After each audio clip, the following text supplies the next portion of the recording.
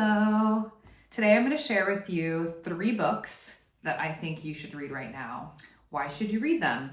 Well, not only do they challenge your thinking, they will challenge the way you approach life with the hopes of becoming more free, becoming more light, but also becoming more knowledgeable so that you can be empowered and move in a different way in your relationships with others, in your relationship to yourself, and live a better life. I mean, that's what it's about. So I've read them, I love them, I've put these things into practice.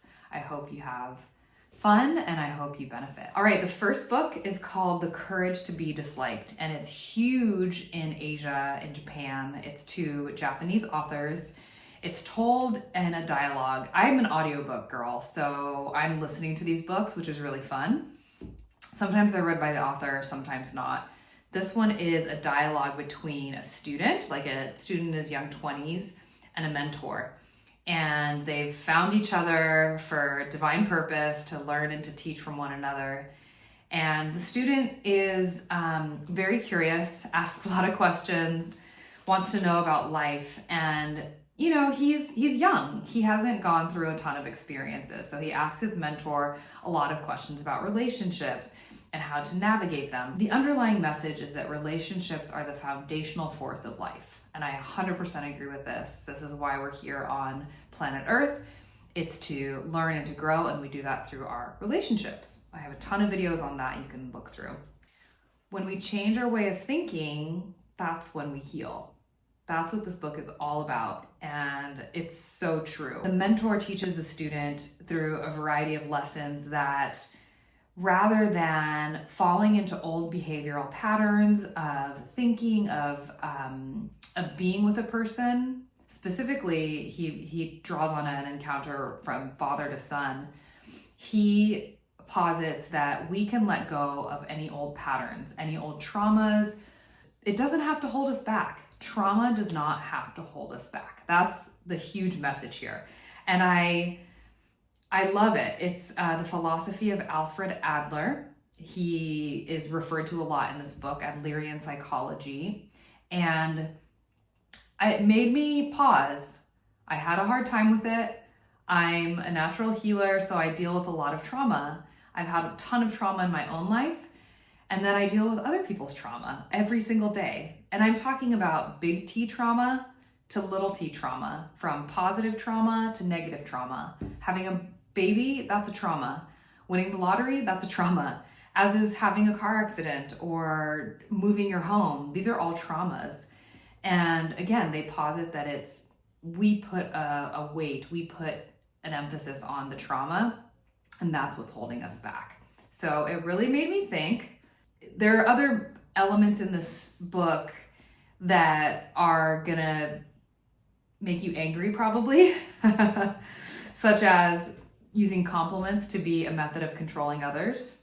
I actually believe that to be true. If you're not authentic and genuine with your compliment, there can be a level of manipulation. So something to read and to try. Number 2, this is one of my favorite books of all time. It's called The Amazing Development of Men. Why men? Well, there's a wonderful woman, Alison Armstrong. She studied men for 40 years and also women, but she started with men. And she noticed there's a very specific progression that men go through: pages, knights, princes, kings. And every single man goes through this, more or less in a specific time frame too. And through her studies, she's shown how men are different in each stage. So if you're dating a knight, it's going to be different than dating a prince, than dating a king. And it determines what men live for and what they can live without. So in one way or another, we all deal with men in our lives. Our fathers, our partners, our sons, our coworkers. So this was really key because I researched it in the light of romantic relationships and understanding why and how things were working for me or not working, really. But the reality is, once we know more about the other gender here on the planet, we can also reflect back on ourselves and how we can be better communicators, better in relationship to one another, and get and ask for the things that make sense from that person that we might need. So this book is just a great way to open up and understand relationships from a really well-researched perspective. I think it should be curriculum in every school. It's amazing. Book number 3 that I think you should read right now is called Supercommunicators. Charles Duhigg, who writes a lot about habits, he is digging into communication and what makes conversations work. And he breaks it down into types of conversations. Some can be emotional, some can be more factual, like business conversations, practical. So he says connection is done through communication.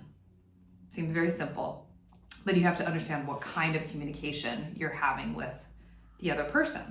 And that is the key. If you understand that your partner wants to have an emotional conversation versus a factual business conversation, it's going to change your tone and how you're going to approach it. So he's challenging us to be more aware of our person that we're going to talk to so that we can get the best outcome and the best output. He also gives resources on how to put this all into practice. So things like reflecting, mirroring, and other empowerment ideas are part of this book. And if you have studied any kind of sales or business, you probably know a lot of these techniques. But what I love about this is he really actually is talking about empathy. And he's talking about communicating while listening, and probably even to some degree, listening through body language, not just through words, what another person might or might not be saying.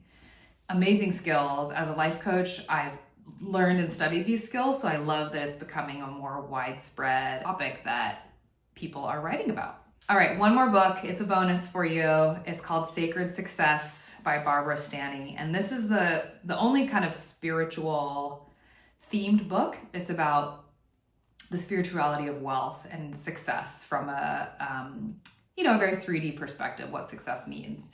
And she aligns success to our values. She is really dedicated to women specifically because she's a woman and she's had a story and an experience that really challenged her.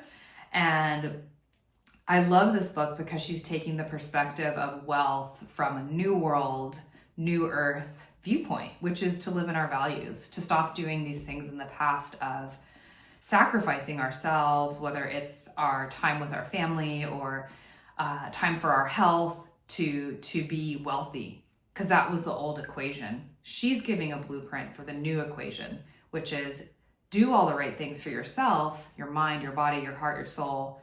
This will lead to success. I mean, what could be better?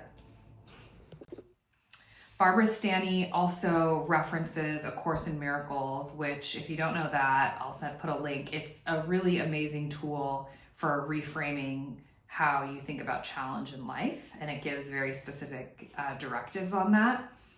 So she refers to that, and she also refers to power from a feminine perspective, which has always been misunderstood. So I'm super happy that she has this guidebook about staying in your feminine power without sacrificing that. I hope you've enjoyed this video and all of these recommendations. These have been life-changing books for me.